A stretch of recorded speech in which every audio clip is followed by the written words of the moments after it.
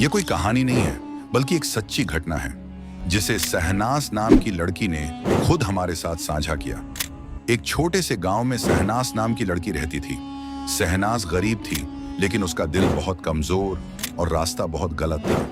वह अक्सर अपनी ख्वाहिशों में बहक जाती और गांव के कई लड़कों के साथ नाजायज रिश्ता बना चुकी थी। लोग उसके बारे में बुरा बुरा कहते थे, लेकिन सहनास को अपनी हरकतों की कोई परवाह नहीं थी। एक रात की बात है, जब सहनास किसी के साथ गलत काम करके अपने घर लौट रही थी। रास्ते में अचानक उसने सुना कोई उसका नाम लेकर पुकार रहा है। वह डर गई, लेकिन किसी को सामने नहीं देखा। सहनास जल्दी जल्दी घर गई और अंदर जाकर सोने की कोशिश करने लगी। तभी अचानक किसी ने उसे पीछे से गले से लगा लिया। सहनास घबरा गई, लेकिन उस शख्स की आवाज बहुत नरम और गहरी थी। उसने कहा, सहनास, जो कुछ तुम कर रही हो वह गलत है, यह गुनाह है, यह पाप है। अभी रुक जाओ, वरना आखिरत में सिर्फ शर्मिंदगी और सजा मिलेगी। सहनास की आंखों से आंसू बहने लगे। उसने पूछा, लेकिन मैं क्या करूं? मेरे पास कोई सहारा नहीं है, मैं अकेली हूं। उस आदमी ने कहा, तुम मुझसे वादा करो कि आज के बाद कभी गुनाह का रास्ता नहीं चुनोगी। अगर तुम तौबा करोगी तो मैं तुम्हें अपनी जिंदगी का हिस्सा बना लूंगा। सहनास ने रोते हुए कहा, हाँ, मैं वादा करती हूँ, आज के बाद मैं कभी गलत काम नहीं करूंगी।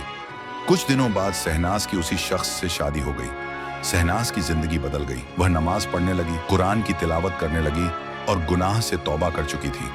लेकिन शादी के बाद एक दिन उसे पता चला कि उसका शौहर कोई इंसान नहीं, बल्कि एक जिन्न है। पहले तो सहनास डर गई, लेकिन फिर उसे एहसास हुआ कि यही जिन्न तो उसकी जिंदगी को बुराई से अच्छाई की तरफ लाया है। उसने जिन्न से कुछ नहीं छुपाया और कहा, तुम चाहे इंसान हो या जिन्न, लेकिन तुमने मुझे सही रास्ता दिखाया है। अब मैं तुम्हारे साथ हर हाल में खुश रहूंगी। और फिर दोनों ने अपनी जिंदगी खुशी और सुकून के साथ गुजार दी।